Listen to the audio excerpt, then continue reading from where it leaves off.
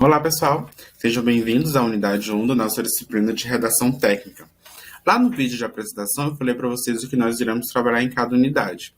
Então, de maneira sistemática, os materiais que estão disponíveis lá, o fascículo, o slide estático e essa aula, essa videoaula, elas complementam os conteúdos necessários para que vocês atinjam os objetivos dessa disciplina, tá bem? Então, não deixem de visitarem e lerem, ficharem os conteúdos disponibilizados nesses materiais, tá certo? Então, vamos lá. Nessa unidade 1, o que a gente vai tratar? A gente vai tratar nessa unidade 1 de leitura e interpretação de texto, que é algo comum nas duas unidades, de técnicas de redação. Falaremos também a diferença entre texto genérico e texto técnico e os elementos da textualidade. E, por último, as noções básicas de gramática aplicada dentro aí dos textos técnicos, tá certo? Então, primeiro, técnicas de redação. O que precisa ter? Então, gente, como nós estamos tratando de textos técnicos, então o que são textos técnicos? Né? Essas redações técnicas são aquelas que nós vamos ver mais à frente, né? Mas são aqueles textos que pertencem e têm uma certa finalidade. Então, para fins profissionais, para fins acadêmicos, tá? Então, quais as técnicas que a gente pode aí utilizar dentro dessa redação? Primeiro, a imparcialidade, como até a própria característica dos textos técnicos, eles não têm essa vazão para imaginação, como os textos literários, então a imparcialidade é uma desses aspectos.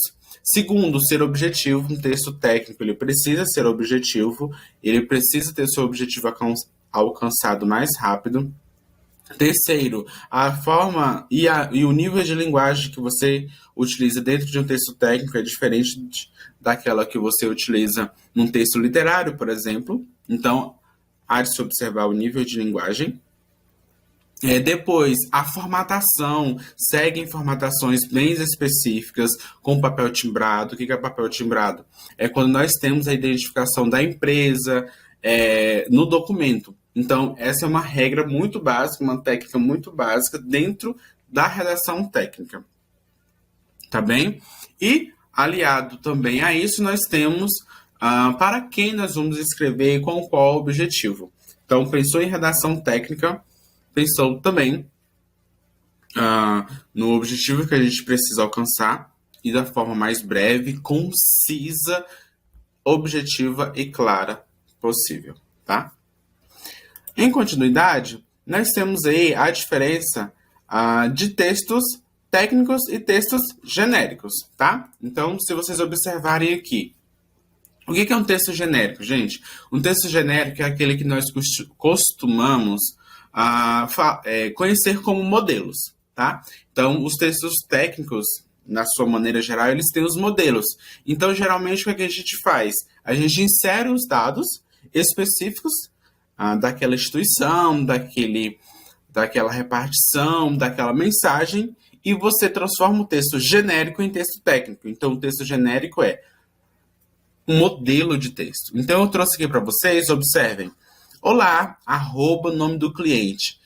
Observe que aqui, esse arroba nome do cliente não é específico. E aqui, há o uso de uma variável. Então, os textos genéricos, eles não possuem os aspectos específicos, né?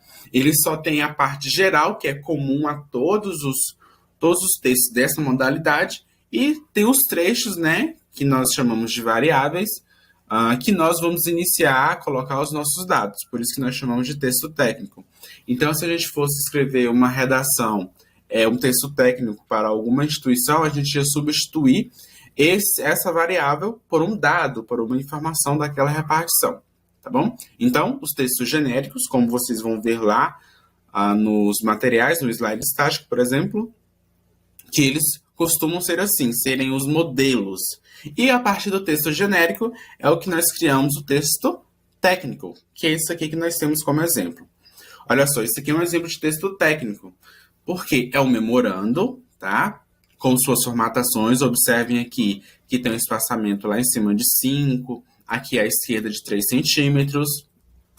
Segue uma linguagem concisa e a gente pode observar que se trata de um texto bastante objetivo, tá? Olha, observa aqui, ao senhor-chefe do Departamento de Administração.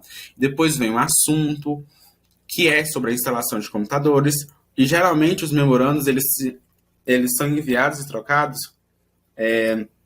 na mesma escala de repartição. Então, é digamos assim, de um departamento para outro. Então, essa é a diferença. E aqui nós já temos dados específicos. Por quê?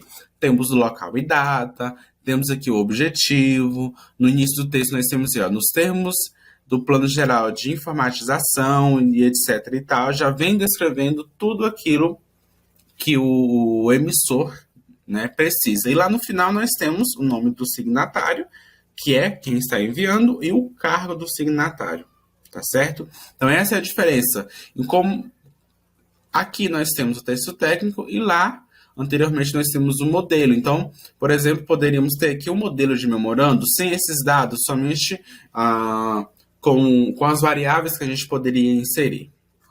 Na sequência, nós temos aí os elementos de textualidade, ou seja, são aspectos necessários que todo texto tenha. Então, vocês vão ver nos slides estáticos e nos fascículos, que é a coerência, quando nós estamos tratando de organização lógica das ideias dentro de qualquer texto, seja ele de natureza técnica, de natureza literária ou de outras naturezas. Nós temos a coesão, que nós estamos falando de aspectos linguísticos, gramaticais dentro do texto, dentro das frases, dentro dos períodos, dentro dos parágrafos, né, fazendo com que o texto, em geral, seja bem organizado, semanticamente e linguisticamente. Então, um exemplo aí de um elemento de textualidade são os conectivos, portanto, mas é um elemento. E além desses dois principais, que são a coerência e a coesão, nós temos a aceitabilidade, quando o público que recebe o texto ele tem carga cultural ou social suficiente para entender aquele texto. Os graus de informatividade também é um tipo de textualidade, quando o texto ele atende uma informação necessária. Aliado a isso, nós temos a intertextualidade, quando alguns elementos de um texto está presente em outro, tá? Então, esses são alguns dos exemplos desses elementos de textualidade, tá bom? Depois, olha aqui, nós temos aqui, de modo mais sintético, a coesão, a coerência, como eu falei, a intencionalidade, como a gente, quanto o emissor tem a intenção de escrever aquele texto, né? Para que ele escreve? A informatividade, o grau de informação, a aceitabilidade, a situacionalidade, contexto em que aquela produção está inserida, e a intertextualidade, como eu havia dito outrora, que são essa presença de um texto no outro, de referências de um texto no outro. Então, exemplo, se você vai escrever uma redação técnica, você vai referenciar aquilo que você havia dito em outro documento. Então, isso sim é um exemplo de intertextualidade. E, por último, mas não menos importante, nós temos as noções de gramática aplicada. Aqui nós temos a concordância verbal e nominal, quando o sujeito ele concorda com o verbo, quando ele concorda com os substantivos, tá? Os textos também têm que ter regência, quando uma palavra depende de uma crase, o a depende de uma crase, ou de uma preposição. Temos também os pronomes de tratamento muito presente nos textos técnicos, Vossa Senhoria, Vossa Excelência, qual pronome de tratamento eu devo utilizar, que a gente deve prestar atenção. Depois nós temos a ortografia, sempre prezando pela ortografia da norma culta da língua portuguesa e principalmente seguindo o manual de redação da Presidência da República. Depois o uso da vírgula, observar também o uso da vírgula dentro dos documentos.